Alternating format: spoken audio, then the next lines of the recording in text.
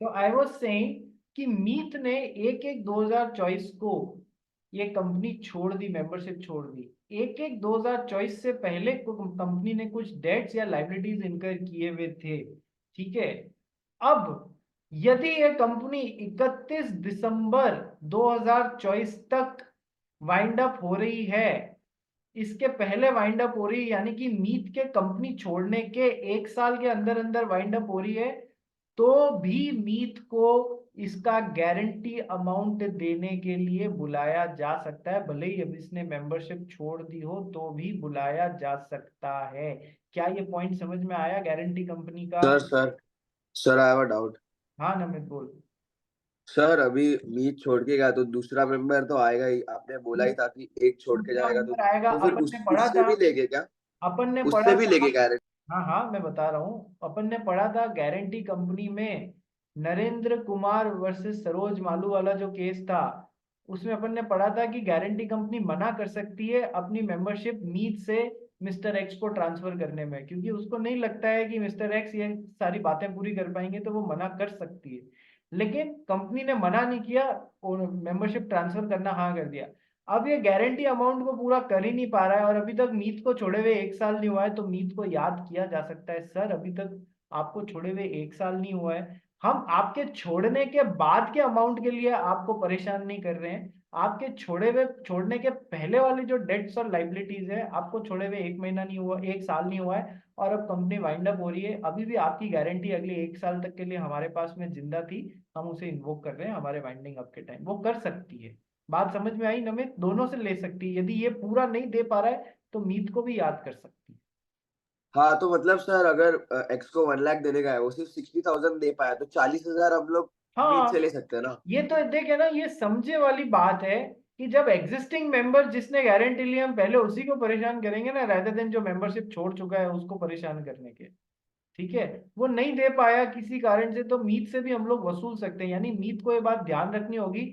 मीत ये नहीं बोल सकता अरे भाई मैंने तो मेंबरशिप छोड़ दी, मेरे से कैसे वसूल रहे हो, अरे आपसे पूरा वसूल सकते हैं, अभी तक 1 साल नहीं हुआ है। जैसे ही 367 डेज हो जाएंगे, मीत शांति की सांस लेगा कि अब ये कंपनी मुझसे कुछ नहीं वसूल सकती है।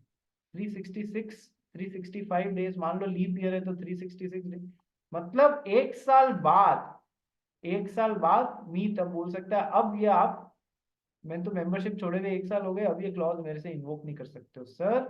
वापस पढ़ लो, within 1 year after he ceases to be a member for payment of the debts and liabilities of the company as may have been contracted before he ceases to be a member। तो दो तरीके से guarantee company में, एक तो member हो मांग लिया, दूसरा मेंबर थे 1 साल नहीं हुआ, आपके टाइम पे जो डेट्स और लाइबिलिटीज इनकर करी थी उसको चुकाने के लिए बाकायदा बुलाया जा सकता है। ठीक है, एक तो ये, एंड क्या, to the costs, charges and expenses of winding up and for adjustment of the rights of contributories among themselves। मतलब किस किस चीज के लिए मंगाया जा सकता है कि सर जब वो गारंटी कंपनी वाइंड अप हो रही है तो सर डेट्स और लाइबिलिटीज के लिए तो ये पैसा कम पड़ गया, तो वो भी सर कोई कॉस्ट, कोई चार्जेस, कोई एक्सपेंसेस लग रहे हैं वाइंडिंग अप करने के लिए, वाइंडिंग अप भी कोई खड़े खड़े तो ही कर सकते हो, आपको उसके लिए वकील अपॉइंट करने पड़ेंगे, चार्टर्ड अकाउंटेंट्स की सेवा लेनी पड़ेगी, जाके कंपनी लॉ ट्रिब्यूनल में या कहीं पर जहां पर भी है वहां पर काम करना पड़ेगा। तो sir cost, charges and expenses of winding up जो भी है उसके लिए भी आपको बुलाया जा सकता है, न केवल डेट्स और लाइबिलिटीज के लिए। बट सर जो गारंटी अमाउंट है ना, वो इनके लिए भी मंगाया जा सकता है कि सर जो वाइंडिंग अप के लिए कॉस्ट, चार्जेस, एक्सपेंसेस लग रहे हैं कि सर, और बहुत सारे गारंटर्स हैं, मतलब उस कंपनी में, गारंटी कंपनी में बहुत सारे मेंबर्स हैं, मान लो ये 10 मेंबर्स हैं, उनके बीच में एडजस्टमेंट कैसे हो इसके लिए भी कुछ चार्जेस लग रहे हैं, तो सर उसके लिए भी बुलाया जा सकता है। मतलब दूसरी कॉस्ट, दूसरे चार्जेस, दूसरे वाइंडिंग अप एक्सपेंसेस, कॉन्ट्रीब्यूटरीज के बीच में कोई एडजस्टमेंट करना है, उसमें कुछ पैसा कम पड़ गया है, तो सर उन सब के लिए आपको लिमिटेड बाय गारंटी में जिसने आपने गारंटी दी थी उसमें बुलाया जा सकता है। तो हमने कौन कौन से क्लॉज कर लिए? Name clause, registered office clause, object clause, liability clause. पांचवा करते हैं अपन कैपिटल क्लॉज। पहले ही बता चुका हूं कैपिटल क्लॉज में क्या आएगा सर, कि ऑथराइज्ड कैपिटल या नॉमिनल कैपिटल की जानकारी दी हुई होती है कि सर क्या जानकारी दी हुई होती है कि सर तीन जानकारी दी हुई होती है। क्या तीन जानकारी दी हुई होती है कैपिटल क्लॉज में? The authorised capital of the company is ₹1 crore, मतलब ऑथराइज्ड कैपिटल टोटल कितनी है, divided into 10, divided into 1 lakh shares, यानी कि कितने नंबर ऑफ शेयर्स में डिवाइडेड है, of ₹10 each, of ₹100 each, 1 lakh into 100, यानी हर शेयर की फेस वैल्यू कितनी होगी। ये तीन जानकारियां आपको कैपिटल क्लॉज में मिलनी ही चाहिए। आइए पढ़ते हैं इसको, कैपिटल क्लॉज को। करण फारिया पढ़ भाई capital clause. The amount of authorized capital clause divided into share of fixed amounts and the number of shares which subscribers to the memorandum have agreed to take, indicated opposite their names, which shall not be less than 1 share. A company not having share capital need not have this clause. कई बार ऐसी कंपनियां भी होती हैं जिन्होंने अपनी कोई share capital बनाई नहीं कि नहीं हमको जरूरत नहीं है, उनको ये क्लॉज की जरूरत नहीं है। कैपिटल क्लॉज में एक तो ऑथराइज्ड कैपिटल की जानकारी दी हुई होगी, divided into number of shares of fixed amount, ₹10 का, ₹100 का शेयर, ये तीन जानकारी तो मिलेगी। इसके अलावा एक एसोसिएशन क्लॉज और सब्सक्रिप्शन क्लॉज को एक साथ में पढ़ो आप, क्या कि सर जितने भी subscribers to memorandum of association है, मान लो 7 लोगों ने मिलकर पब्लिक कंपनी चालू की, सर उन सब के एक तो सब्सक्रिप्शन क्लॉज में तो वो अपने नाम लिख के उसके आगे अपने सब्सक्राइब करेंगे, अपने साइन करेंगे, और ये कैपिटल क्लॉज में ये भी दिया हुआ होगा कि सर मैंने पर्सन नंबर 1 ने 1 लाख शेयर लिए इस कंपनी में, पर्सन नंबर 2 ने 20,000 शेयर लिए, ऐसे हर किसी ने कितने शेयर्स लिए हुए हैं उसकी जो subscribers to memorandum of association है उनकी भी जानकारी दी हुई होगी। And the number of shares with the subscribers to memorandum of association, वो भी कैपिटल क्लॉज में आएगा, which they have agreed to take, indicated opposite their names, जो कि 1 शेयर से कम नहीं होगा। ऐसा नहीं लिख सकते ये कंपनी इस सब्सक्राइबर ने 0 शेयर लिए, ऐसा नहीं लिख सकते, ठीक है। Next last clause is association clause. The detail of the subscribers to be formed into a company, कौन कौन सब्सक्राइब करा, मैं कहा ना ये दोनों मिला के होता है एक तरीके से। तो सब्सक्रिप्शन क्लॉज कि सर किस किस ने सब्सक्राइब किया है, किस किस ने कंपनी बनाना तय किया है। The memorandum shall conclude with the association clause, ये सबसे लास्ट में छठा क्लॉज आएगा, ये इससे कंक्लूड होएगी। Every subscriber to MOA shall take at least 1 share, देखो वही बात इधर भी लिखी हुई है, तो ये दोनों मिला के होता है एक तरीके से। And shall write against the name the number of shares taken by him. तो कैपिटल क्लॉज में मैं यदि बोलूं तो सर ऑथराइज्ड कैपिटल वाली 3 जानकारी रखना, और एसोसिएशन या सब्सक्रिप्शन क्लॉज में ये जो सेकंड लाइन यहाँ की है और ये जानकारी ये यहाँ लिखना, ठीक है। तो ये तो हो गए 6 क्लॉजेस। अब इन 6 क्लॉजेस के बाद में आता है ओपीसी।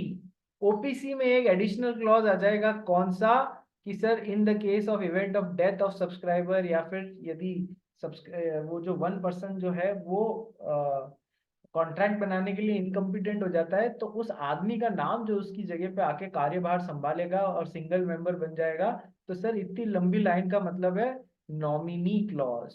नॉमिनी क्लॉज, ठीक है सर।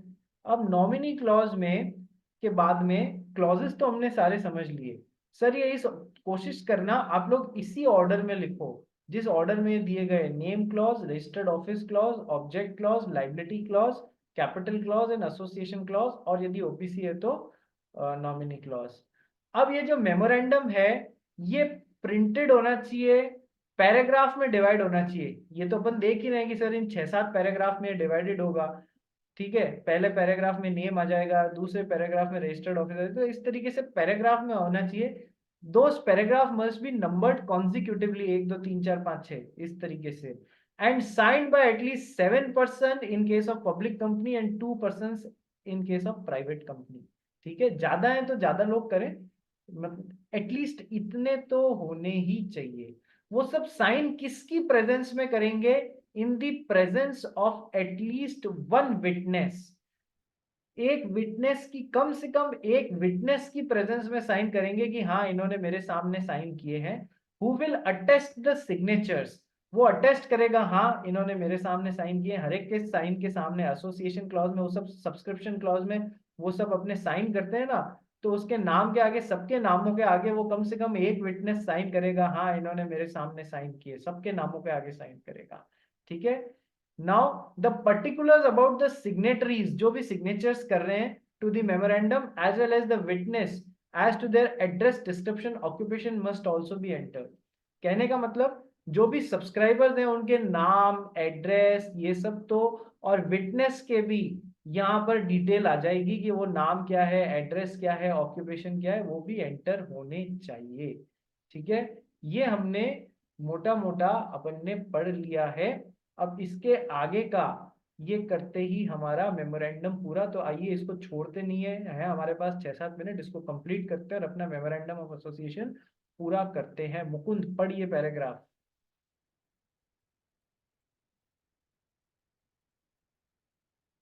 हाँ मुकुंद तू म्यूट है। हाँ, sorry sir. It is to be noted that a company being a legal person can through its agent subscribe to the memorandum. However, a minor cannot be a signatory to the memorandum as he is not competent to contract. The guardian of a minor who subscribes to the memorandum on his behalf will be deemed to have subscribed in his personal capacity. ये बहुत अच्छा और important point है, तभी इन लोग ने bold point में दिया है। क्या पॉइंट है कि सर ऐसा भी तो होता है ना कि सर एक कंपनी है, उसके मेंबर्स नेचुरल पर्सन भी हो सकते हैं जैसे कि राम और श्याम, और आर्टिफिशियल पर्सन भी हो सकते हैं जैसे कि कंपनी नंबर 1 और एलएलबी नंबर 2, ऐसे भी तो हो सकते हैं। तो सर यदि आर्टिफिशियल पर्सन है तो उस केस में क्या, it is to be noted that the company being a legal person can through its agent subscribe to the memorandum. मान लो इस कंपनी में जो 4 मेंबर्स हैं फॉर एग्जांपल, उसमें एक तो राम है, एक श्याम है, एक कंपनी है और एक एलएलबी है, तो ये कंपनी और एलएलबी कैसे सब्सक्राइब करेंगे इस मेमोरेंडम ऑफ एसोसिएशन में? सर ये लोग अपना एक एजेंट अपॉइंट करेंगे जो इस बिहाफ पे जाके इनके बिहाफ पे यहाँ पर साइन करेगा। बात समझ में आ गई कि सर आर्टिफिशियल पर्सन कैसे सब्सक्रिप्शन क्लॉज को पूरा करेंगे? कि सर वो एक एजेंट को अपॉइंट करेंगे, वो एजेंट नेचुरल पर्सन ही होगा तभी तो काम चलेगा भैया। ठीक है, जो रिप्रेजेंटेटिव कैपेसिटी में उनके बिहाफ पे जाकर साइन करेगा। ठीक है, नंबर 1। नेक्स्ट, माइनर कभी भी शेयर होल्डर नहीं हो सकता है। कॉन्ट्रैक्ट एक्ट जब पढ़ेंगे तब इसकी थोड़ी और डिटेल्स पढ़ेंगे, but companies act very clear है कि सर माइनर जो है वो माइनर होता है, वो कॉम्पिटेंट टू कॉन्ट्रैक्ट नहीं होता है, इसलिए वो शेयर होल्डर नहीं बन सकता। क्यों नहीं बन सकता? अपन ने पढ़ा था जैसे ही कोई कंपनी में शेयर होल्डर या मेंबर बनता है सर, उसके और कंपनी के बीच में कॉन्ट्रैक्ट बन जाता है जिसमें इसके भी कुछ राइट्स और ड्यूटीज होते हैं और इसके भी कुछ राइट्स और ड्यूटीज होते हैं। अपन बोल रहे हैं कि सर माइनर कॉन्ट्रैक्ट बना ही नहीं सकता, तो क्या कभी माइनर कंपनी के साथ में भी कॉन्ट्रैक्ट बना पाएगा? नहीं बना पाएगा। तो सर क्या कभी माइनर इस पोजीशन में आ पाएगा? नहीं आ पाएगा। तो माइनर कभी भी शेयर होल्डर या मेंबर किसी कंपनी में नहीं बन सकता है। ये तो हो गई बेसिक बात। अब हमारे नमित शाह जैसे लोग हो तो वो कहते हैं कि सर एक काम करते हैं, अपने मम्मी पापा को बोलते हैं देखो मैं तो डायरेक्टली नहीं बन सकता शेयर होल्डर, आप मेरे बिहाफ पे शेयर्स खरीद लो इस कंपनी में। मान लो नमित के पापा आए, उन्होंने नमित के बिहाफ पे शेयर खरीद लिए इस कंपनी में।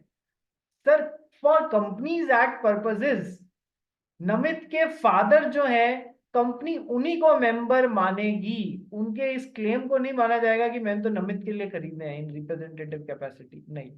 For all the practical purposes of the companies act Namit के फादर को ही, नमित के पिताजी को ही मान लिया जाएगा उस कंपनी का शेयर होल्डर, नमित को नहीं माना जाएगा। लेकिन फिर भी कॉन्ट्रैक्ट एक्ट में हम थोड़ी बहुत दूसरी बातें भी पढ़ेंगे, उस समय इफ बट्स मत करना कि सर वहां तो आपने ये पढ़ा है तो यहाँ आप ये पढ़ा रहे हो, थोड़ा बहुत डाइवर्जेंस है दोनों जगह पे। ठीक है, so the guardian of a minor who subscribes to the memorandum on guardian's behalf will be deemed to have subscribed in his personal capacity. हम तो नमित के फादर को ही वहां पर मेंबर मान लेंगे।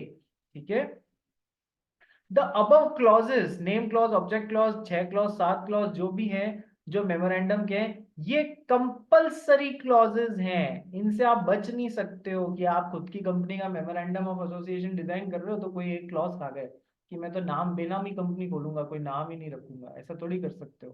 ठीक है, कि कम, तो दीज आर कंपलसरी क्लॉजेज और कंडीशंस। हाँ, आप यदि इनके अलावा चाहें तो एडिशन में आप लगा सकते हैं, ठीक है, पर इनमें आप घालमेल नहीं कर सकते कि इनको गायब कर दो, आप इनमें से कोई एक क्लॉज गायब कर दिया, ठीक है। So in addition to these a memorandum में कंटेन अदर प्रोविजंस, आप चाहें तो अलग अलग शेयर्स के लिए अलग अलग क्लासेस, जैसे कि आप बता सकते हैं कि sir name clause, object clause, registered office clause, capital clause में आप बता सकते हैं कि सर मेरे शेयर्स जो हैं वो अलग अलग कैटेगरी के होंगे, ऐसा करके एक नया सब क्लॉज जोड़ सकते हैं। वो अपने ऊपर डिपेंड करता है अपन क्या चाहते हैं, लेकिन इन 6 क्लॉजेस 7 क्लॉजेस में आप छेड़खानी नहीं कर सकते अपने हिसाब से, जैसा बोला है वैसा लिखना पड़ेगा। And the memorandum of association of a company cannot contain anything contrary to the provisions of companies act. Companies act के खिलाफ जाके मेमोरेंडम में कुछ नहीं लिख सकते हो कि कंपनीज एक्ट के अगेंस्ट जाके लिख दिया कि मेरी कंपनी में तो ये चलेगा, ये मेरी कंपनी का लॉ है। मेरी कंपनी का लॉ क्या, स्टैट्यूट क्या, कि मेरा मेमोरेंडम ऑफ एसोसिएशन मैं बना रहा हूं ना अपना लॉ अपनी कंपनी का, तो मैं कंपनीज एक्ट के अगेंस्ट जाके ये काम कर लूंगा, नहीं, ऐसा नहीं। सबसे बड़े, कल ही बताया था दादाजी कौन है, ग्रैंडफादर कौन है, कि सर कंपनीज एक्ट। फिर फादर कौन है, कि सर आपकी कंपनी का एमओए, ठीक है। और चाइल्ड कौन है, इनका छोटा भाई कौन है, कि सर एओए। इस ऑर्डर में चलना पड़ेगा। ये पिताजी हैं, पिताजी, ये दादाजी हैं, दादाजी के खिलाफ जाओगे तो पिताजी को घर से निकाल दिया जाएगा, बात समझ लेना, गलत है, ठीक है, इसलिए उनके अगेंस्ट जा ही नहीं सकते हो। If it does the same shall be divide of any legal effect. यदि आपने कंपनीज एक्ट के अगेंस्ट जाकर एमओए में कुछ लिख दिया है तो उसका कोई मतलब नहीं निकलेगा, उसको कोई लीगल इफेक्ट नहीं माना जाएगा। Similarly all other documents of the company must comply with the provisions of memorandum of association. Company में एमओए सबसे बड़ा लॉ है। कंपनी के अंदर की बात करूं तो एमओए सबसे बड़ा लॉ है, तो कंपनी में जो भी डॉक्यूमेंट्स हैं वो एमओए से, मतलब should be in consonance with the MOA, उसके अगेंस्ट जाके बात नहीं करनी है, बात करिए अगेंस्ट जाके तो वो गलत डॉक्यूमेंट है। इसके साथ में आपको एमओए पूरा करा दिया है। क्वेश्चंस डेफिनेटली आते हैं इसमें से, ध्यान रखना।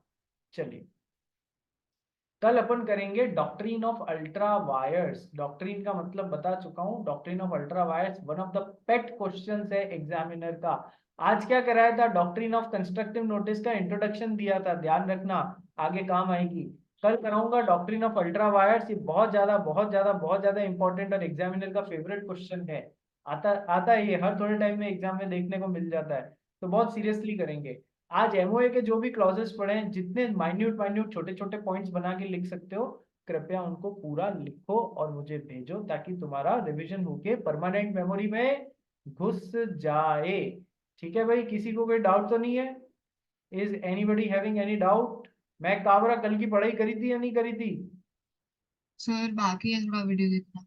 तो बाकी को फटाफट आज ही पूरा कर लेना, नहीं तो वो लॉन्ग लास्टिंग हो जाएगा फिर।